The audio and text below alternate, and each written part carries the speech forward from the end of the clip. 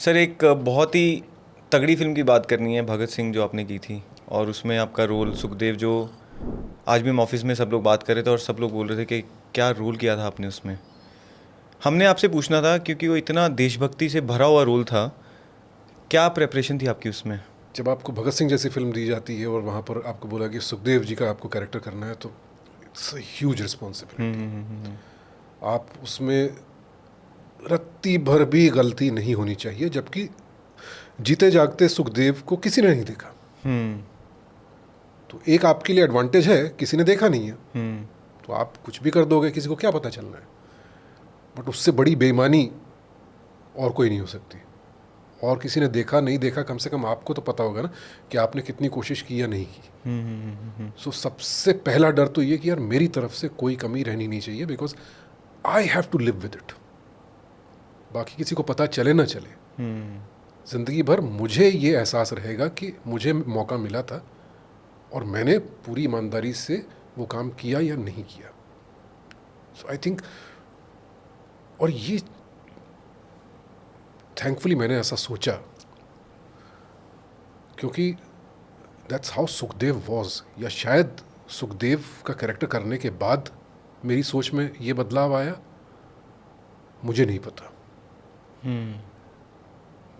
एक तो कमाल की बात, हमारे इस प्रोफेशन कह लो या शौक कह लो, पता नहीं क्या है, या जुनून कह लो, हर कैरेक्टर आपसे कुछ लेता है और अपना कुछ हिस्सा आप में छोड़ जाता है। तो it changes you, sometimes for the good, sometimes for the bad. तो सुखदेव का कैरेक्टर करने के बाद मैं काफ़ी बदला भी, और वो बहुत बाद में एहसास हुआ। बहुत बाद में एहसास होता है, आपको इमीडिएटली नहीं एहसास होता किस किरदार की वजह से आप कितना बदल गए। तो anyway, coming back to Sukhdev ji और उनको निभाने के लिए क्या प्रिपरेशन करनी पड़ी, तो उन पर 2-2.5 पन्ने हैं एक किताब में। उन्हीं के साथी ने एक किताब लिखी थी अपने क्रांतिकारी साथियों के बारे में। पर वो 2-2.5 पन्ने में कुछ बातें ऐसी लिखी हैं जिससे मेरे लिए थोड़ा ये खाका बनने लगा कि किस तरह के इंसान रहे होंगे। I started decoding.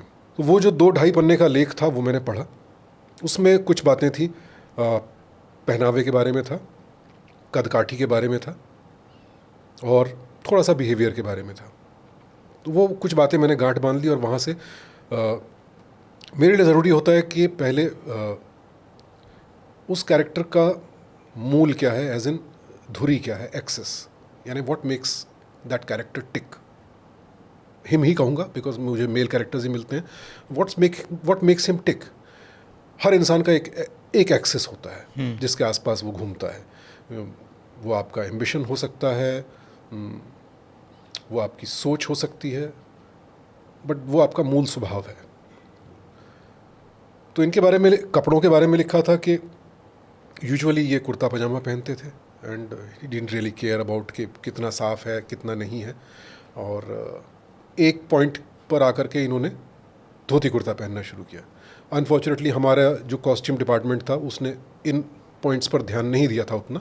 तो थ्रू आउट फिल्म में तो सुखदेव जी के कैरेक्टर को हमने दिखाया वो कुर्ता पजामा ही पहनते थे। पतले दुबले थे, कदकाठी के बारे में लिखा गया, लेकिन चलते थे पहलवानों की तरह। सो ये एक बात मैंने गांठ बांधी।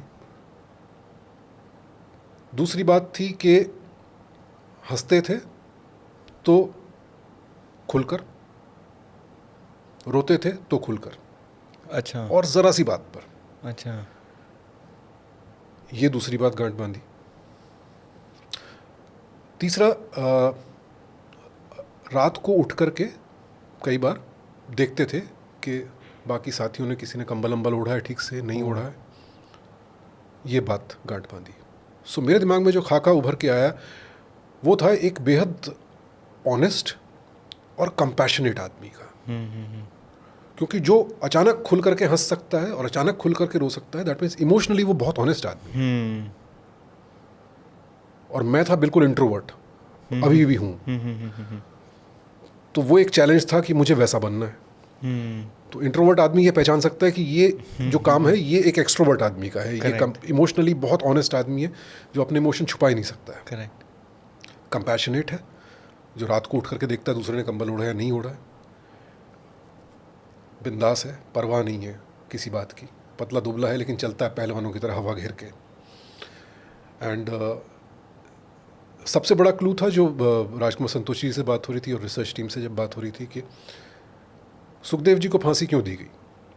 लाहौर कॉन्स्पिरेसी केस में मौकाए वारदात पर सुखदेव मौजूद नहीं थे, उन्होंने ना गन चलाई ना किसी की हत्या की, but he was the organiser of the group. Correct. तो जब तक ऑर्गेनाइजर जिंदा रहेगा तब तक ये ग्रुप खत्म नहीं किया जा सकता। HSRA को खत्म करना है तो भगत सिंह, राजगुरु के साथ साथ सुखदेव को भी मारना ज़रूरी है।